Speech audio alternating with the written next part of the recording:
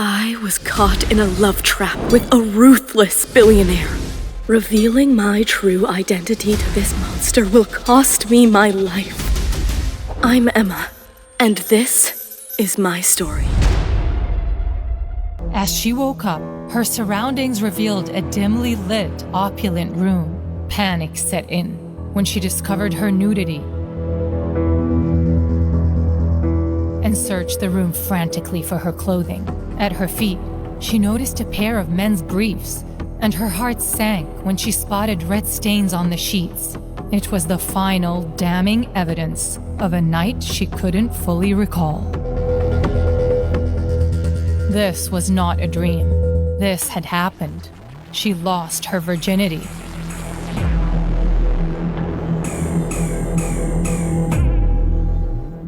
You're awake. Mr. Erickson.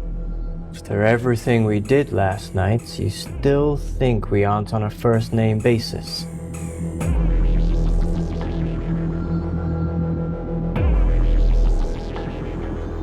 You should take a shower. The water pressure's excellent. No thanks. I need to leave. Emma, don't you want to talk about what happened last night? Emma wrestled with the fractured fragments of her memory, attempting to reconstruct the blurry aftermath of her reckless drinking. In the moment of haste, she slid beneath the cool sheets. Her hands clawed at the scattered remnants of her attire strewn across, each article of clothing a potential witness to the night's debauchery.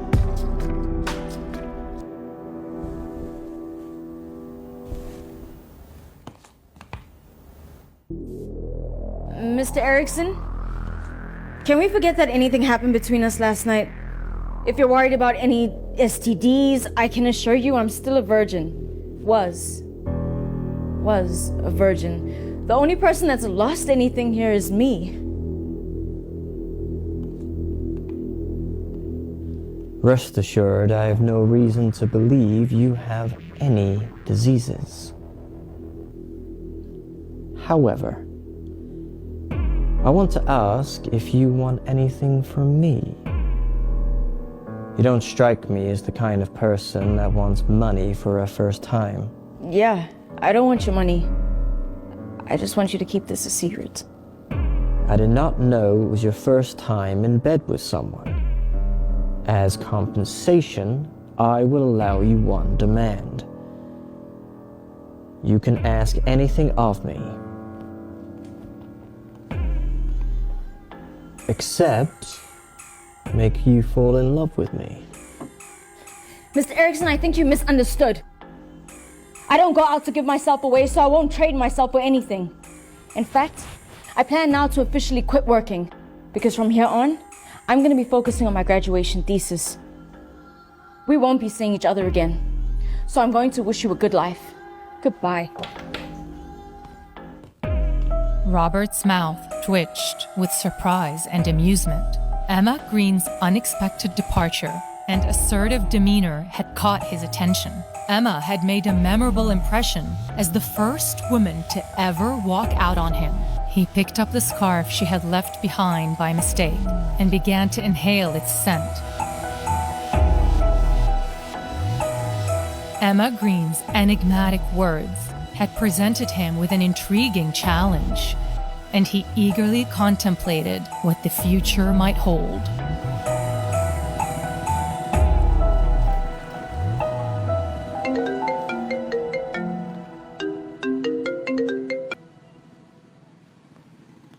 In a northern city, Robert Erickson, CEO of the Erickson Emblem Corporation, represented power, wealth, and danger.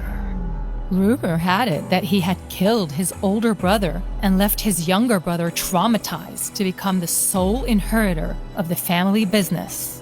If there was a person in this world that Emma didn't even dare to think about, it was him. Yet, this was the person whom she had foolishly spent the night with. The person looked like a seductive god. Adding to the complexity of the situation, the Ericsson Emblem Corporation wasn't just an ordinary company. It stood as the primary rival to the Mayer Group of Industries that was owned by Emma's father. Their rivalry extended beyond mere financial competition, spilling over into a power struggle for control over the city. Both groups were unscrupulous in their methods, causing collateral damage on both sides. Yes, indeed, she had slept with her father's most bitter adversary.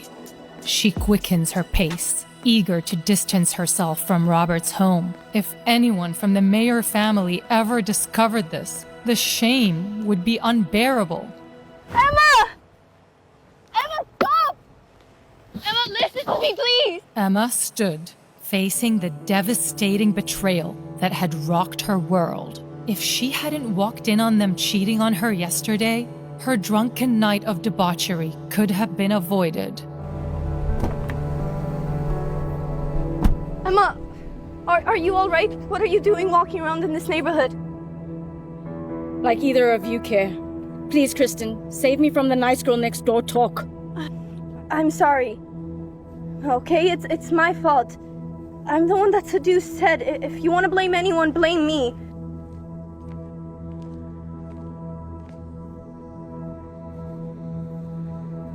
No, she's wrong. I'm sorry, Emma. Emma looked at them both, but didn't know whether to laugh or cry. Emma thought that this only happened in vulgar novels. One of them was her boyfriend. The other was her best friend and roommate. Ted, you don't have to worry about me. Kristen, he's all yours. And as far as you and I go, this friendship is done. Goodbye. Emma! Emma! Emma! Don't!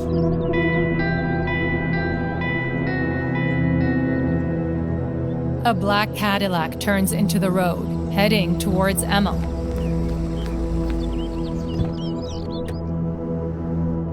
Move, move, move. Emma, don't! Emma! No! It turned out to be Robert. However, by that point, it was already too late. Once again, she had acted impulsively, only to regret it afterward. Without hesitation, she followed through with her rash decision, leaving Ted and Kristen standing there. Are you stalking me now? Take me to Elm Road or I'll sue you for being a perv. Do as this lady says.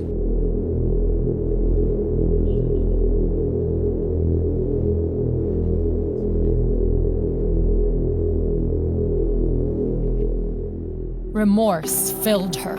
She regretted her impulsive actions. And now she had lost Ted, her best friend, and her virginity. With a heavy heart, she knew that yesterday was indeed the worst day of her life.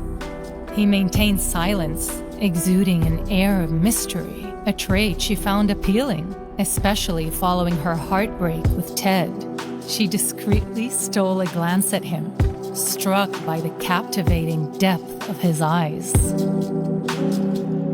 He was interesting, but she also knew this came with danger. She stared out the window, trying to gain her courage. Then it all came spewing out at once. And what's up with you?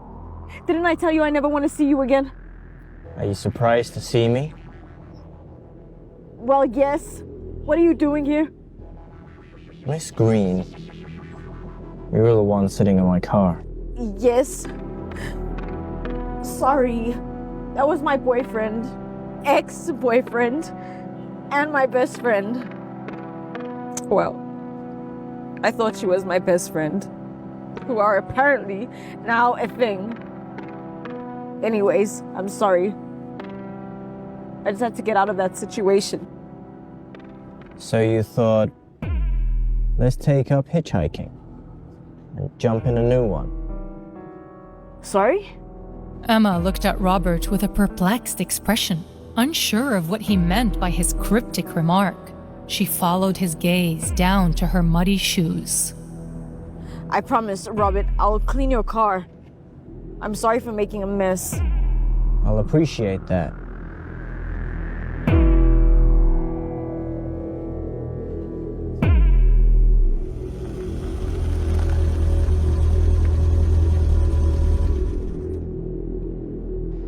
You should be more careful. Someone dangerous might pick you up. Although his words made sense, Emma felt like there was something more to how he meant them. Something felt wrong with what he said. Okay. Take care. Even after Emma left the car, he couldn't shake the seductive memories of their passionate night.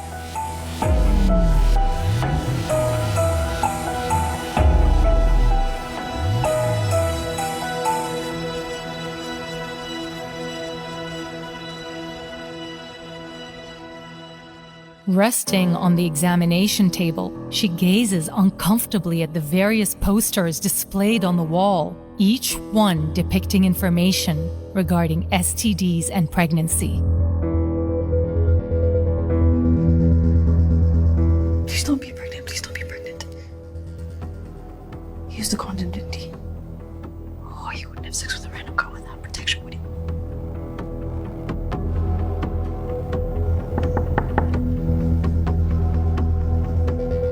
Okay, Miss Green, your test results are ready.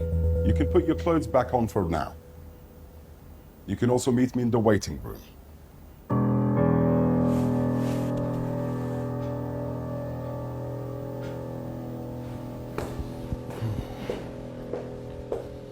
Hi. Okay. Your STD results are negative, which is good. Pregnancy test is negative. However, during my examination, I have found some minor bleeding and swelling. It is due to an intense sexual encounter, most likely within the last 12 hours. I will prescribe some pain medicine for you. You should abstain from all sexual activities in your current state. And even if you need to, you should not be using any toys or tools until you're fully healed. Did he not understand that before yesterday she was a virgin?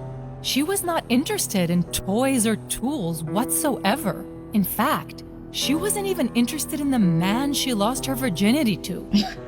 That won't be a problem. Okay then, I'll leave it to you. You can pick up your prescription from the pharmacy, and if there's any further pain or discomfort, you can call us back anytime. And don't worry, it's not to be ashamed of. It's normal. He turns and exits, and she picks up her bag from the chair next to her. She looks at the uterus chart. The doctor's words rang in her ears as she looked up close to the female body part. Easy for him to say, he's a man. If he had lost his virginity to a random girl one drunken night, he would be celebrated. And why did he bring up toys? What's the use of having a nice car, nice clothes, lots of money? What's the use of being handsome if he's a pervert? However, it's important to consider that these ideas could be mere speculations on her part.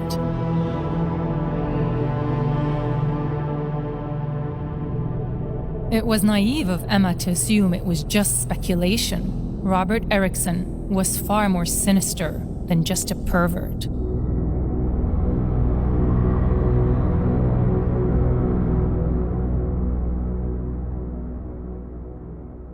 On the other hand, within the girls' dormitory, an undeniable tension hung thick in the air, giving life to conversations that revolved solely around Emma Green's heartbreak. Gossip and hushed exchanges thrived within the dormitory's walls, weaving an intricate tale of deceit and heartbreak. What was once the cherished love story, admired by many, had crumbled into a heap of emotional ruins, all thanks to Kristen. Kristen, now notorious as the university's most talked about mistress, had masterfully enticed Emma's boyfriend Ted into a secretive affair. This revelation had struck Emma like a bitter blow, shattering her once promising romance.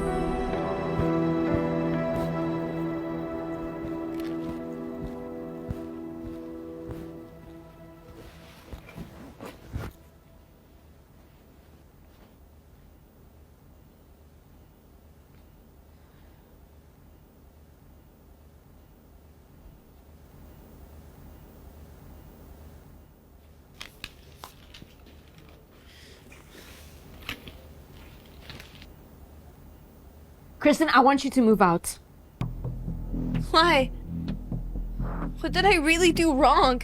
Now that I think of it, Ted only slept with me because you couldn't give him what he wants. I couldn't give him what he wanted because I'm not a prostitute. I was saving myself for the right time. Plus? I am saving myself. Emma, it's college. We're not all as prude as you. I definitely wasn't holding him back. I said it already. I don't want Ted anymore. You can keep him. But this dormitory, as long as I'm here, you need to leave. Really? You move out then. My parents already paid for the semester, and as far as I'm concerned, you were the one struggling to tutor to pay your dues. Okay. But you're gonna regret it.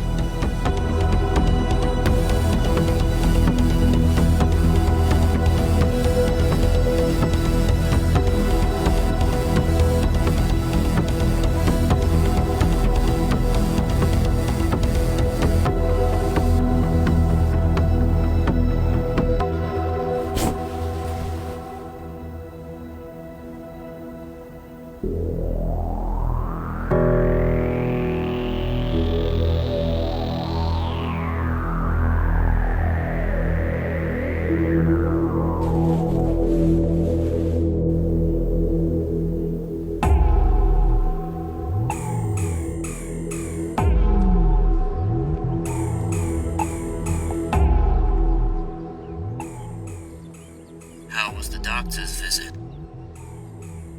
Are you following me? Look, I don't know what kind of weird stuff you're into, but I told you already. I wanted to remind you that apart from just a doctor's appointment, you have one more. What appointment? To wash my car, Miss Green. I'm actually really busy right now. I have midterm coming up and I'm heading to the library. After this, I will come and do the needful.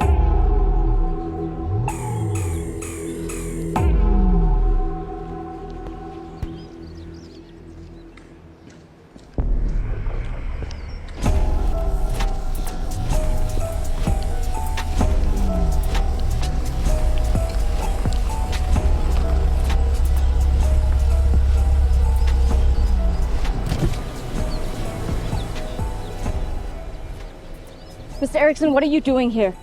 Get in the car, Emma.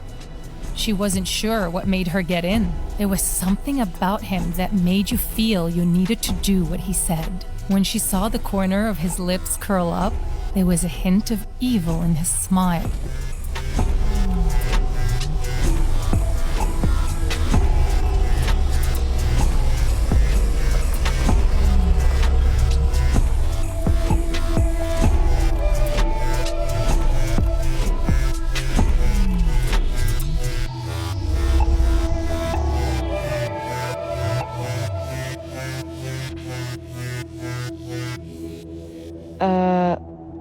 What are we doing here, Mr. Erickson?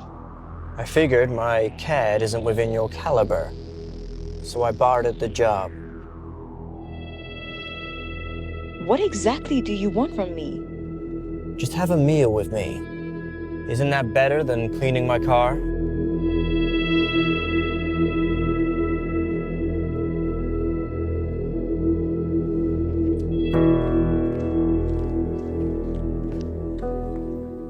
Today's task is to laugh and eat. Don't talk nonsense. Emma found out that they would not be eating alone. They had company, a woman. Hello, Robert. And you are... This is Samuel's tutor. Her name is Miss Green. Hello. I'm Jennifer Walt. Well, I used to be Samuel's tutor. I resigned to focus on my thesis. Hi, Miss Walt. I was afraid I was disturbing you and your other commitments. You're not, but I had to bring Miss Green here because I made an appointment with her first. You don't mind, do you? Of course not. The more the merrier. I just hope Miss Green doesn't mind that I already ordered food according to what you like. It's just that I don't know what Miss Green likes. I'll just ask someone to come with the menu. No need, Miss Walt. I'm not picky. She isn't picky about food. What I like, she likes to eat. That's good. Miss Green will have more to eat later.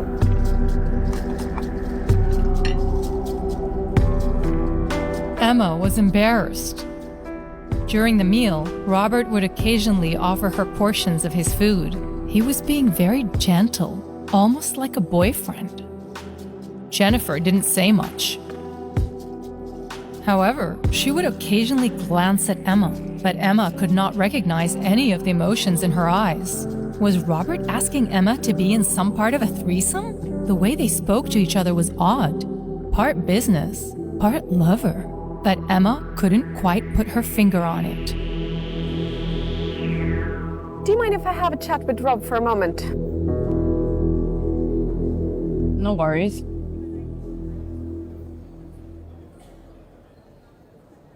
Shall we go for a walk?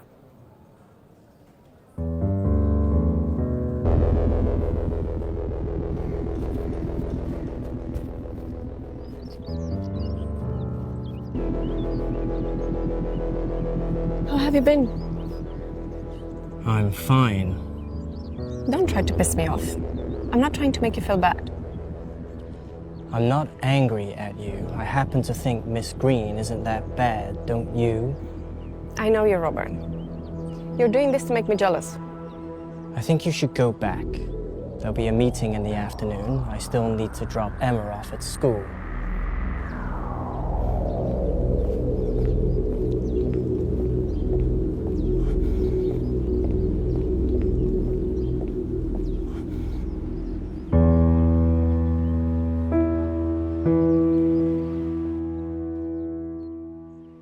What are you laughing at? You like Miss Waltz. Wait, you brought me here to provoke her on purpose, didn't you? You didn't really have to do that. She obviously has some strong feelings for you as well. You don't know what you're talking about. I suggest you refrain from speaking to me out of your place in the future. Emma watched him with confusion. In the future, they would never see each other again. And what was her place with Robert? If Ted was any kind of an example, she did not want to repeat the same mistake. Of course, with Robert, she might be overthinking. Knowing that he had someone he cared for, she actually felt much more relaxed. Get in the car. I'll take you back to school. No thanks, I'll take the bus.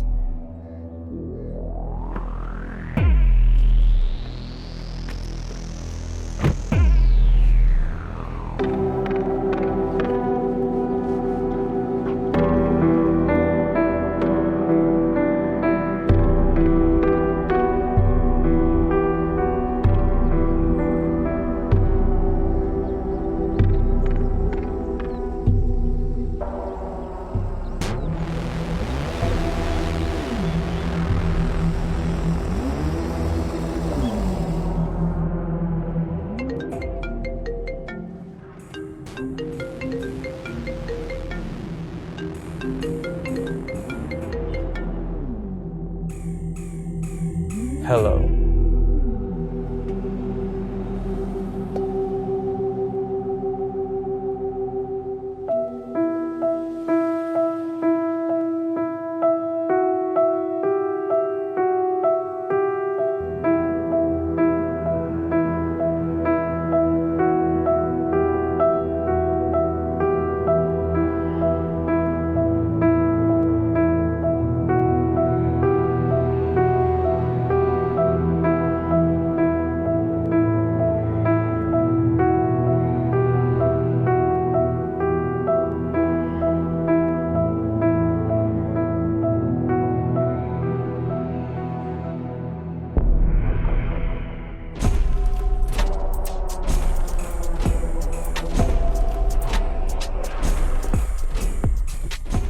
We really have to stop meeting like this. It's starting to creep me out. Get in the car, Em. Now he was calling her Em? No one had ever called her that. Emma was short enough, but she liked the way he said it. Give me my bag, please. It'll take you at least an hour and a half to jog from here to your school. Are you sure you can still make it in time for class?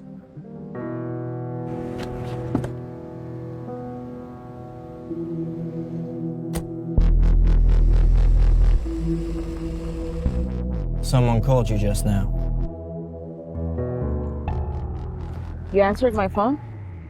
What if it was something urgent? What did he say? He just asked who I was and where you were.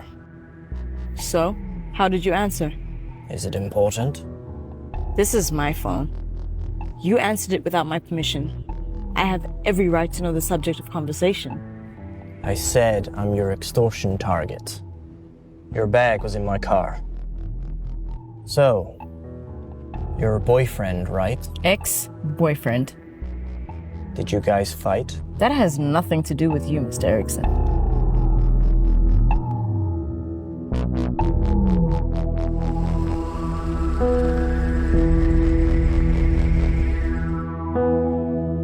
Without saying another word, she turned around and walked towards the school.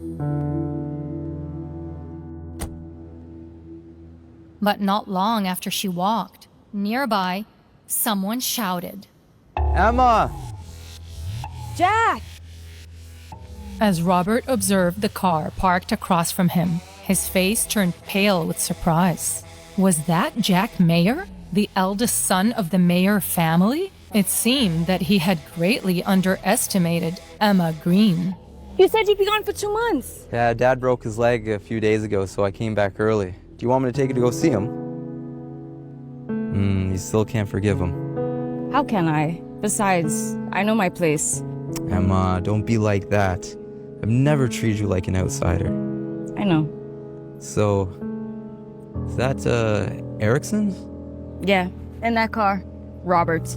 And how do you know him? I'm his brother's tutor. So, you're still working. What about that card I gave you?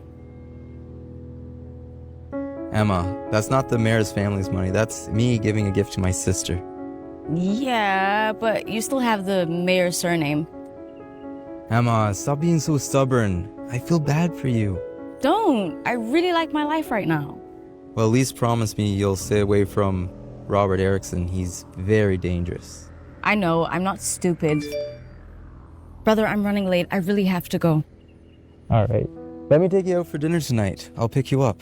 Send me the address. I'll see you later. Okay. Robert Erickson was not someone who would just drop Emma off at school to be a good guy. What was his agenda? Could it be possible that he had stumbled upon some crucial information? A revelation that could potentially unravel secrets and hidden truths? As the wheels of speculation spun in Jack's mind, he couldn't help but wonder if Robert's actions held a deeper purpose.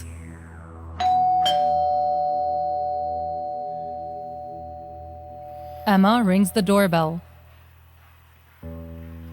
and a member of the house staff lets her in. She walked through the front part of the house, viewing it in a new light. This time, she was paying attention to the design choices made in the space.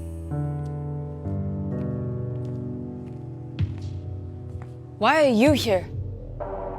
This is my house. I've been waiting for you.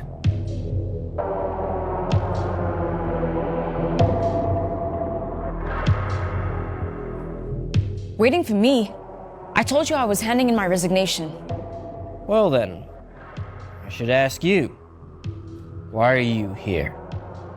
Wouldn't a call or an email suffice? Oh, I wanted to tell Samuel in person. I felt it was only right. Right. From now on, I think you should stay here and focus more on helping Samuel with his studies. Wait, you mean live here? That's right. Samuel has a month before the college entrance exam. He needs all the help he can get. Plus, it'll be more convenient for you to stay here. No, I'm a student. I have to stay at the dormitory. Besides, this place is too far from campus. It's inconvenient to be going back and forth. Oh, I can help you with the accommodation to your school. No jogging back and forth and whatnot. I can send you a car. It's a win-win. That's not necessary. What I mean is, it's inappropriate for us to live together. And to live with someone I teach. I did not realize that your thoughts were so vulgar. Could it be that you like Samuel? Samuel is just my student. Then do you like me? Of course not. Since you don't like either of us, what's there to be afraid of? Miss Green, I think I still need to remind you that you were the one who took the initiative that night. You're a man. I don't believe you didn't have the power to reject me. You don't seem to know very much about men. Most men would never reject a woman who voluntarily throws herself into their arms, unless that man's sexual function is lacking. Speaking of which, I'm a little curious. Yesterday, I saw you talking to Ted Smith. Today, you were hugging Jack Mayer. Miss Green, it seems that I have totally underestimated your ability with the opposite sex. You and I are not close. I don't feel any obligation to share my secrets. I do not need you interfering in my personal matters. Also, you promised to keep what happened between you and I private. This was the first time Robert had met a woman who was not afraid of him. She was like a little wild cat that was ready to attack at any time. Of course, I've never told anyone about the matter of you sleeping with me. Then why pry into my love life? I'm just trying to win the argument based on what you said. You're not the only non-family member living in my house. It's not appropriate to think of this arrangement as inappropriate while you live here. You're like the other people I've hired. I'll provide the food and the shelter. You'll be responsible for teaching Samuel here. That's all.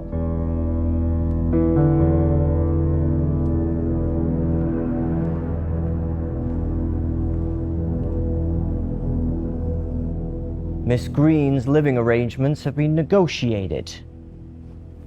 You can begin your lessons.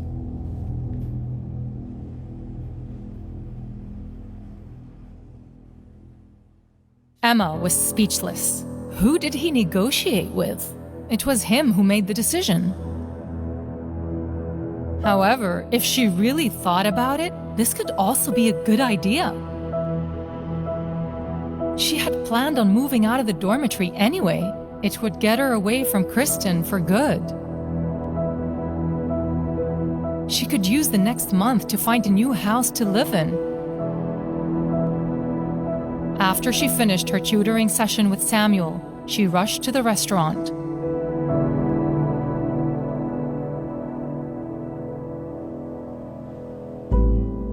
Perfect timing. Dinner has just been served. Thank you.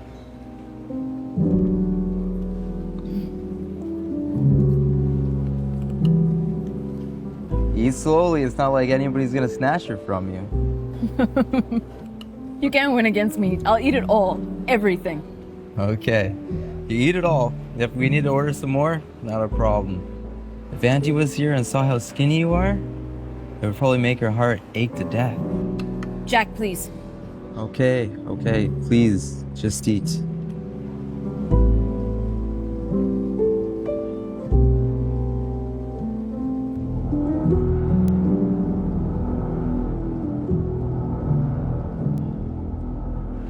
Elsa, what brings you here?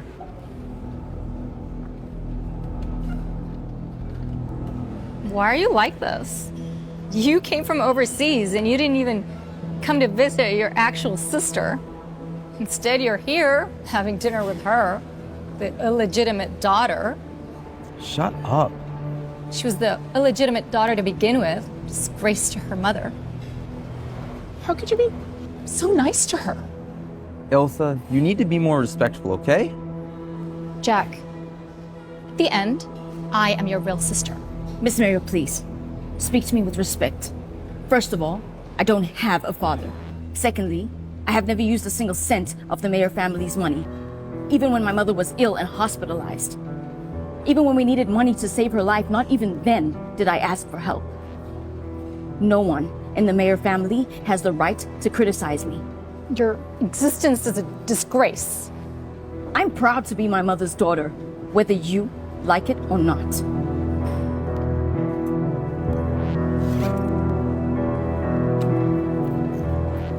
Emma, please. Elsa, she's... Brother, don't speak anymore. Save some dignity for me. I'll leave first. Call me if you need anything.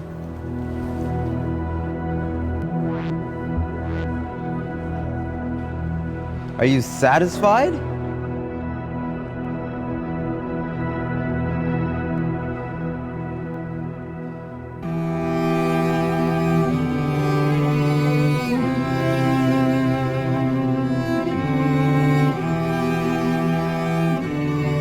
Oh, Mom, I miss you so much.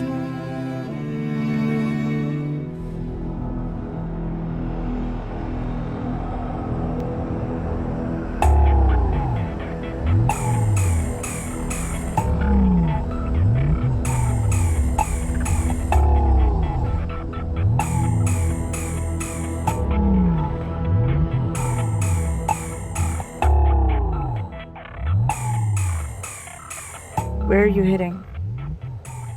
If you're busy, you can just drop me at the dorms. I'll be fine by myself. I had planned to go home. Tom looked in the mirror and knew what his master wanted.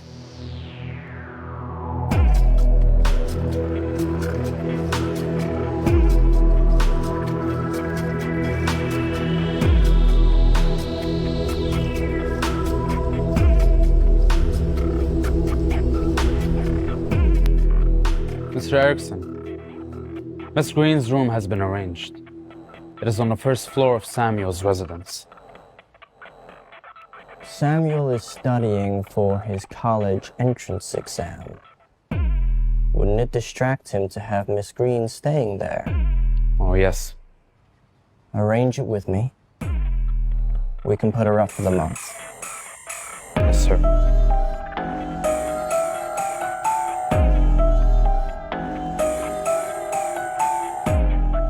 Another one bites the dust.